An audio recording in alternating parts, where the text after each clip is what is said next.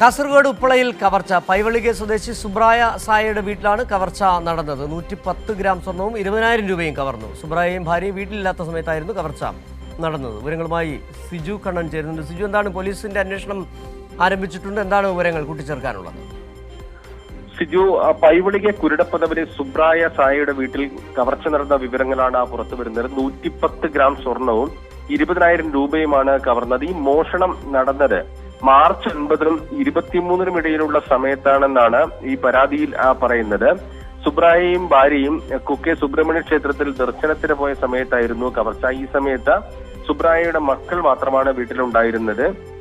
മൂത്ത മകൻ കോളേജിലേക്കും ഇളയ കുട്ടികൾ പൈവളികെ സ്കൂളിലേക്കും പോയതായിരുന്നു. ഈ സമയത്ത് വീട്ടിന് സമീപത്ത് വെച്ചിരുന്ന താക്കോൽ എടുത്ത് മോഷണം നടത്തിയെന്നാണ് പരാതി.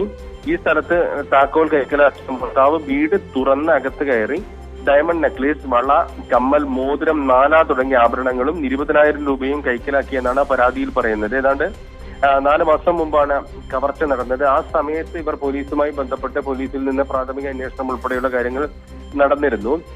പിന്നീട് വീണ്ടും വിവരം ലഭ്യമാകാത്തതിനെ തുടർന്ന് എസ് പിക്ക് വീണ്ടും പരാതി നൽകുകയായിരുന്നു. ഇപ്പോൾ എസ് പിക്ക് നൽകിയ പരാതിയിൽ കേസെടുത്ത് പോലീസ് അന്വേഷണം ആരംഭിക്കുകയാണ്. 4 മാസം മുമ്പ് നടന്ന കവർച്ചയാണ്.